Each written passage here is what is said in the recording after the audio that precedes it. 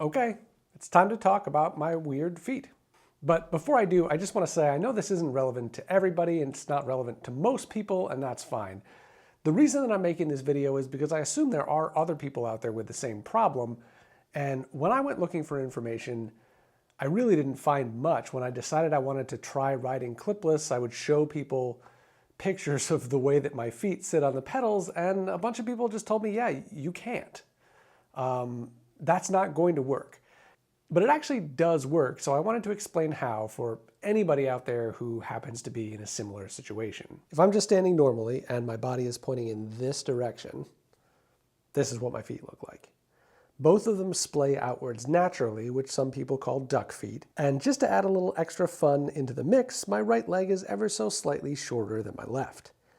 This makes running clipless pedals out of the box tough for a couple of reasons. One, if I were to put regular SPDs on my bike, clipping in would mean bringing my foot inward and straightening it a bit, which caused me knee pain pretty quickly.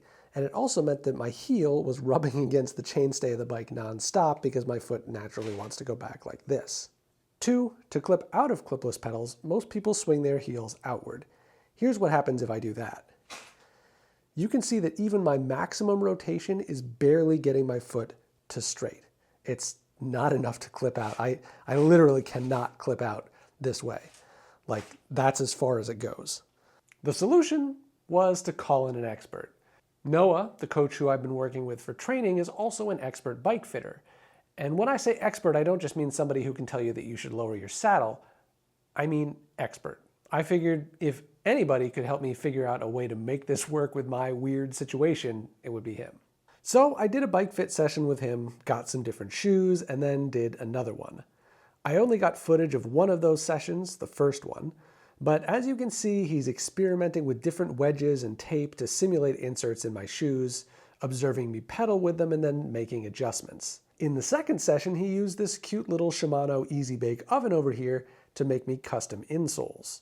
Together with the right pedals, he got my shoe set up to a place where I can now do 4-hour rides clipped in and feel great. He also gave me some instructions on better technique for pedaling, I wasn't really using my glutes, and recommended that I do a short workout and stretch sequence daily that I think has helped to activate them and increase the flexibility in my knees.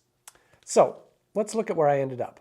And to be clear, if you have duck feet, I'm not saying that this exact setup is going to be right for you. What I'm saying is get a bike fit, because the right setup is going to be different for everybody, especially if you have kind of a unique situation. So find an expert bike fitter and talk to them. If you're in Maine, I'm going to put Noah's website on the screen and I'll put the link to it in the description.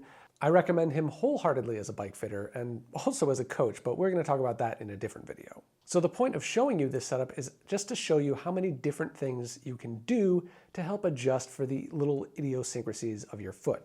So for me, for example, we've got the cleat on here and it's adjusted at the right angle. Under the cleat on one side, there is a little wedge that actually tilts the shoe slightly this way, which helps cut down on that angle that my foot naturally wants to splay out.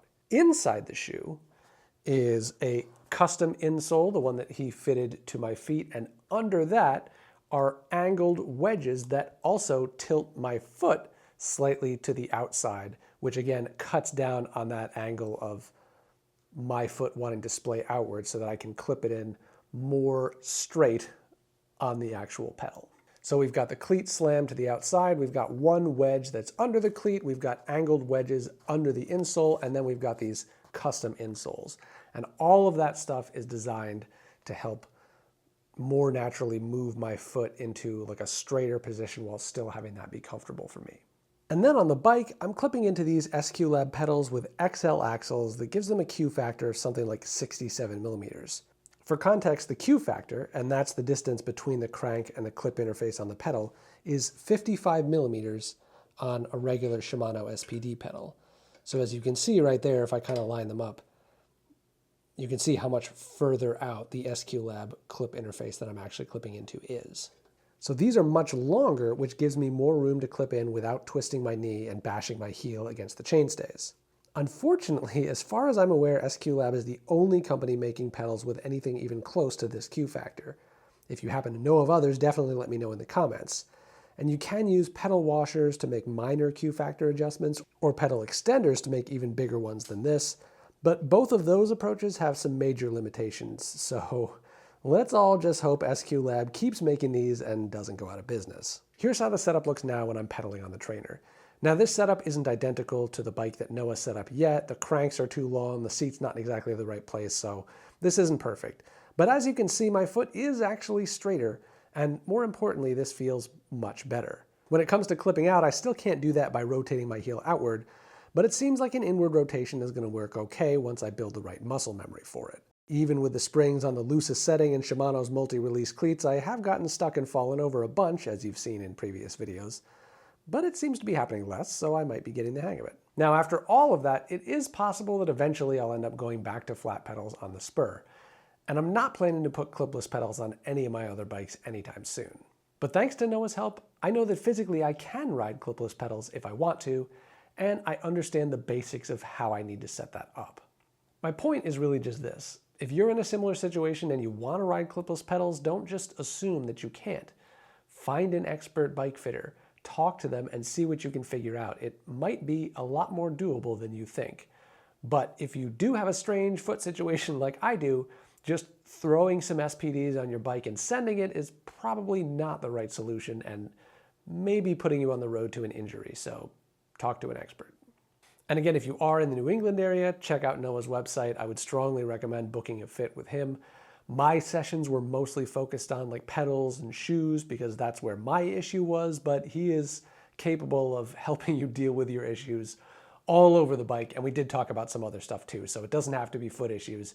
If you've got some kind of weird bike fit issue, he's a great person to talk to.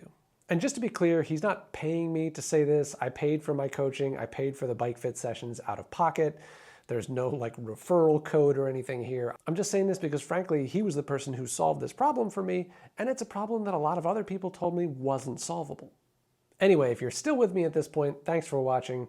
Consider donating to my Mountain Mayhem race effort. There's a link to that in the description. I explained that in the previous video. We're still a little bit short and there's like a week left, so if you want to help out some Maine kids and watch me suffer at the same time, go check that out. Other than that, thank you, and see you in the next one.